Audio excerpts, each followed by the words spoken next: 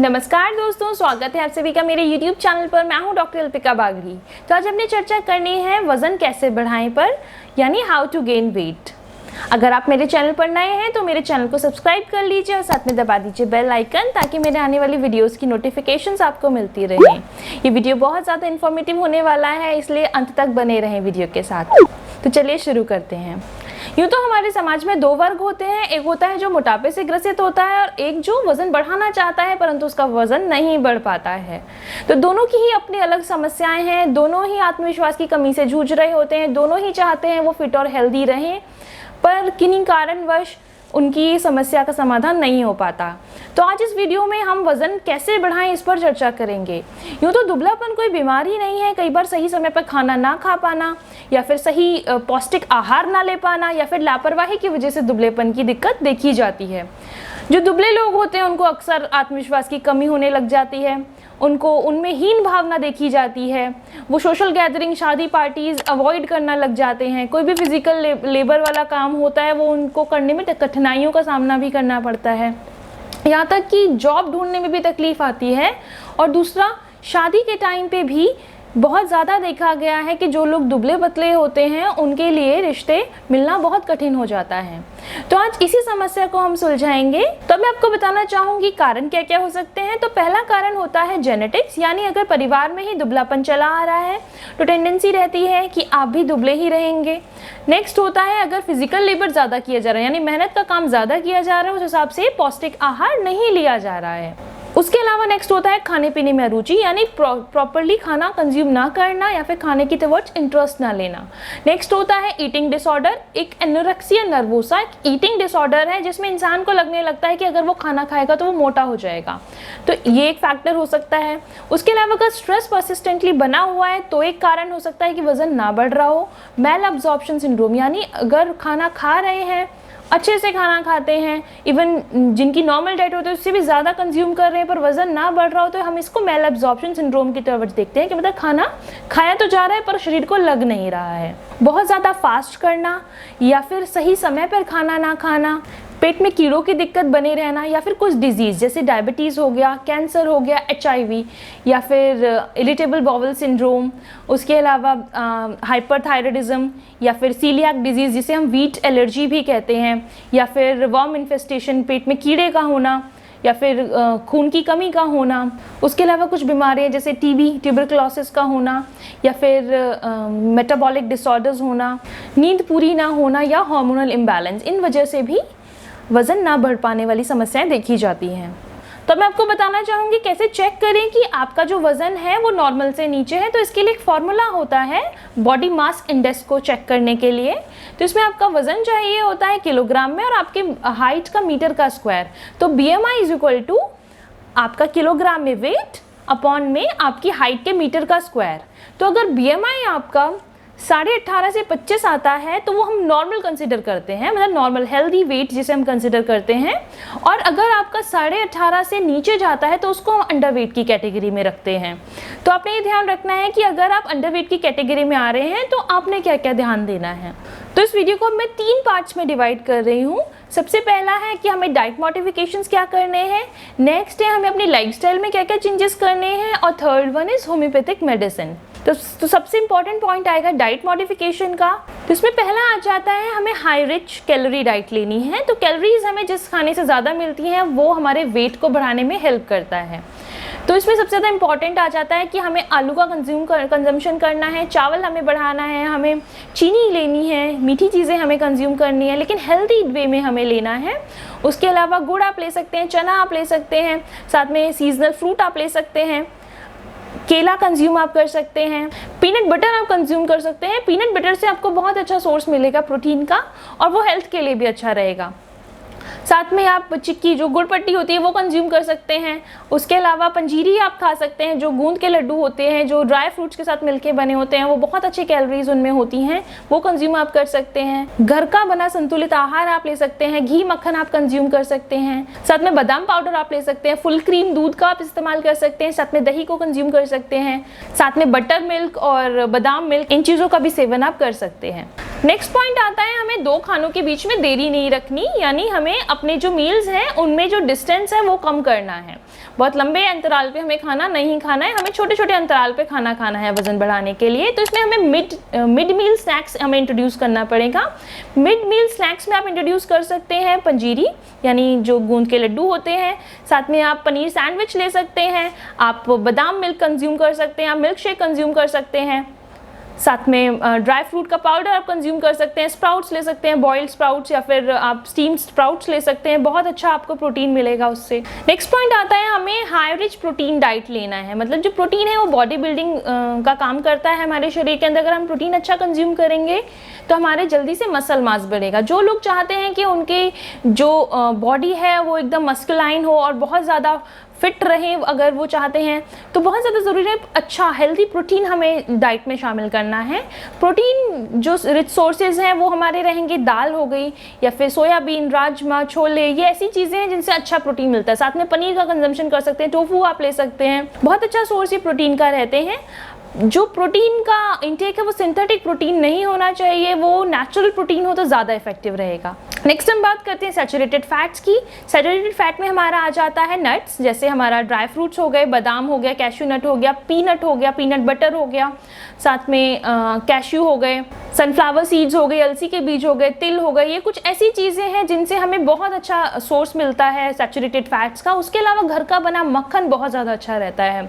अगर आप नाश्ता कर रहे हैं तो उसमें आप पराठे के ऊपर घर का बना मक्खन खाएं, बहुत अच्छे आपको फैट्स कंज्यूम आप करेंगे। उसके अलावा वेट गेन में भी ये हेल्प करता है। नेक्स्ट हम बात करते हैं वजन बढ़ाने में काम आने वाली सब्जियों या फिर फ्रूट्स के ऊपर। तो इनमें आपका आ जाता है आम, चीकू, लीची, और उसके अलावा आप कंज्यूम कर सकते हैं आलू, शकरकंदी या फिर जिमीकंद, केला, अंगूर, खजूर। ये कुछ ऐसी चीज़ें हैं जिनको कंज्यूम करके आप वेट बढ़ा सकते हैं। तो इन बिटवीन आपकी मील्स आप इसका फ्रूट चाट भी कंज्यूम कर सकते हैं, बहुत इफेक्टिव रहता है। आपने करना क्या है, अपनी मील्स को डिवाइडेड कर देना है 3 बिग मील्स में और 3 स्मॉल मील्स में। तो ओवरऑल आपने 6 मील्स कंज्यूम करनी है अगर आप वेट बढ़ाना चाहते हैं तो। नेक्स्ट मैं बताना चाहूँगी कि जो कैलोरीज इनटेक है वो आपने नॉर्मल से ज़्यादा करना है। यानी अगर नॉर्मल हम इंसान का कैलोरी रिकमेंडेशन देखें तो फीमेल्स के लिए वो होती है 2000 कैलोरीज और जो मेल्स के लिए होती है वो होता है 2500 कैलोरीज। तो इसमें हमें 300 to 500 कैलोरीज एड ऑन कर देने अगर हम अपना वेट गेन करना चाह रहे हैं। मील्स आपने स्मॉल मील्स को आप प्रेफरेंस देनी है। अगर आप इकट्ठा अनहेल्दी खाना खाते रहेंगे, सिर्फ ये सोचेंगे कि खाना खाना है, हमें खाना खाने से वेट बढ़ेगा, तो उससे आपको टमी पे फैट डिपॉजिट होना स्टार्ट हो जाएगा। फैट जो है प्रोपोर्शनेटली डिस्ट्रीब्यूट नहीं होगा और अगर फैट टमी पे आ जाएगा तो ब्लोटिंग की समस्या रहने की संभावना हो सकती है। नेक्स्ट हम बात करते हैं स्नैक्स आफ्टर वर्कआउट। तो इसमें हमारा आ जाता है अगर हम प्रोटीन कंज्यूम करते हैं वर्कआउट करने के बाद तो बहुत अच्छा हमें एनर्जी मिलता है और वो हमारे बॉडी बिल्डिंग में हेल्प करता है। तो आप शेक कंज्यूम कर सकते हैं, आप बनाना शेक ले सकते हैं, साथ में उसमें पीनट बटर आप ऐड कर सकते हैं, आपको बहुत अच्छे रिजल्ट्स उसमें देखने को मिल जाएंगे। इसके साथ साथ हम बॉइल्ड पोटैटो, पनीर सैंडविच, इनका भी इंटेक कर सकते हैं। बॉइल्ड एग भी बहुत अच्छा सोर्स साबित होते हैं, तो आप बॉइल्ड एग भी साथ में ले सकते हैं। तो अब हम बात करते हैं लाइफस्टाइल में ऐसे हमें क्या क्या चेंजेस करने हैं जिनसे हम हेल्दी वेट गेन कर सकें। तो बहुत ज़्यादा ज़रूरी है हमें अपने लाइफस्टाइल में हमें एक्सरसाइज को और योगा को शामिल करना है। रेगुलरली एक्सरसाइज करने से आपकी बॉडी का मेटाबॉलिज्म बढ़ेगा, आपका स्टैमिना बढ़ेगा और आपका फैट जो आप खाना कंज्यूम कर रहे हैं वो अच्छे से कैलोरीज की फॉर्म में आपकी बॉडी में जाएगा और आपका वेट गेन होने में वो हेल्प करेगा। साथ में जो योगा है वो मैं आपको बता सकती हूँ, सर्वांगासन, पवन मुक्तासन, वज्रासन, ऐसे कुछ योगा हैं जिनको करके आप अच्छा हेल्दी वेट गेन कर सकते हैं। वर्कआउट बहुत ज़्यादा ज़रूरी हो जाता है वेट गेन के लिए भी। ऐसा नहीं है कि हमें हमेशा बेड पे पड़े रहना है, अगर हम कम काम करेंगे उससे हमारा वजन बढ़ेगा, अनहेल्दी चीज़ें हम खाते रहेंगे उससे हमारा वजन अच्छा बढ़ जाएगा, ऐसा नहीं है। अगर आपने हेल्दी वेट पाना है तो आपने हेल्दी ही खाना होगा और हेल्दी लाइफस्टाइल ही आपने अपना रूटीन सेट करना होगा ताकि आप हेल्दी वेट गेन कर सकें।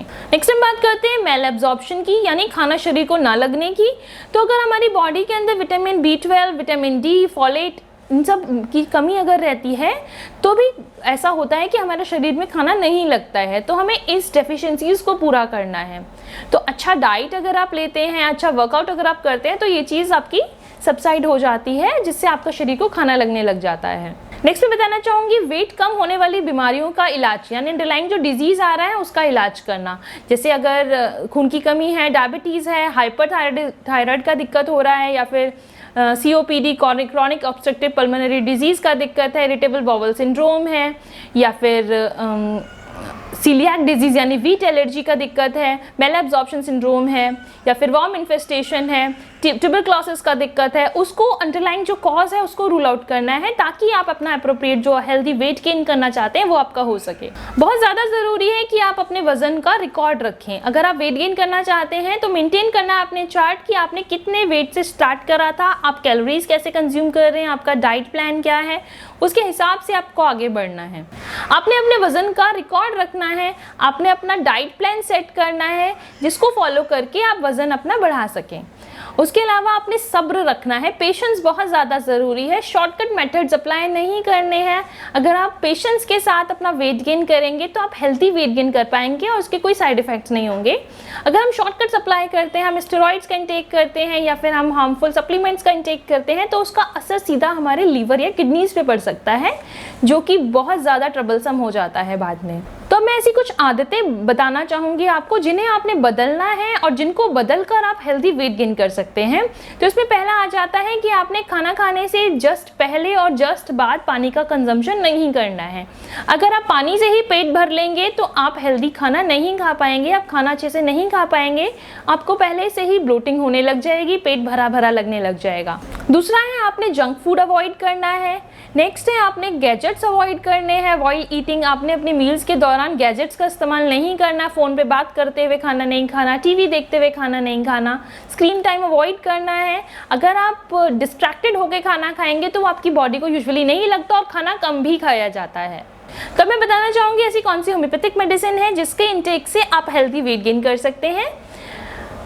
होम्योपैथी में अल्फा टिंचर आता है जो बहुत ही इंपॉर्टेंट टिंचर कंसिडर किया जाता है वेट गेन के लिए। अल्फा बहुत अच्छा काम करता है मेटाबॉलिज्म पे, ये मेटाबॉलिक रेट बढ़ाता है, साथ में आपका डाइजेशन अच्छा रखता है, लिवर हेल्दी रखता है, बॉडी में एनर्जी देता है, साथ में जो आप कैलोरीज कंज्यूम कर रहे हैं उसको प्रोपोर्शनली डिवाइड करके फैट के रूप में एक्यूमुलेट करता है। बहुत अच्छे रिजल्ट्स अल्फा के मिलते हैं। अल्फा टिंचर को आपने लेना है, आधे कप पानी में खाना खाने से पहले 15 बूंद आपने ऐड करना है और आपने 3 टाइम इसे लेना है। बच्चों के लिए ये डोजेज हो जाती है 8 से 10 एज के अकॉर्डिंगली। नेक्स्ट मैं बात करती हूँ अल्फा माल्ट की। बहुत सारी companies, homeopathic companies alpha malt बनाती हैं, इसको भी आप कंज्यूम कर सकते हैं। इसके अंदर अल्फा के अलावा और भी मेडिसिन होती हैं। अल्फा माल्ट को आप ब्रेड पे लगा के भी खा सकते हैं, साथ में दूध में घोल के भी पी सकते हैं। जब अपना शेक रेडी कर रहे हैं, मिल्क शेक, उसके अंदर भी आप इस अल्फा माल्ट को ऐड कर सकते हैं। अल्फा को आप माल्ट के रूप में भी ले सकते हैं, अल्फा को आप टिंचर के रूप में या फिर सिरप के रूप में भी ले सकते हैं। तो अल्फा माल्ट का मैंने आपको बता ही दिया। साथ में अगर आप सिरप लेना चाहते हैं तो अडल्ट्स के लिए इसकी डोजेज रहेगी खाना खाने से पहले 1 बड़ा चम्मच, और बच्चों के लिए इसका डोजेज रहेगा आधा चम्मच खाना खाने से पहले। तो पीडियाट्रिक रेंज अलग आती है अल्फा सिरप की बच्चों के लिए, इसका डोजेज आपने उसके अकॉर्डिंगली लेना है। आशा करती हूँ आप सभी को मेरा आज का वीडियो पसंद आया होगा। यूं ही मेरे साथ बने रहें और सपोर्ट करते रहें। मिलते हैं नेक्स्ट वीडियो में। Please like, share and subscribe to my channel. Thank you so much. नमस्ते।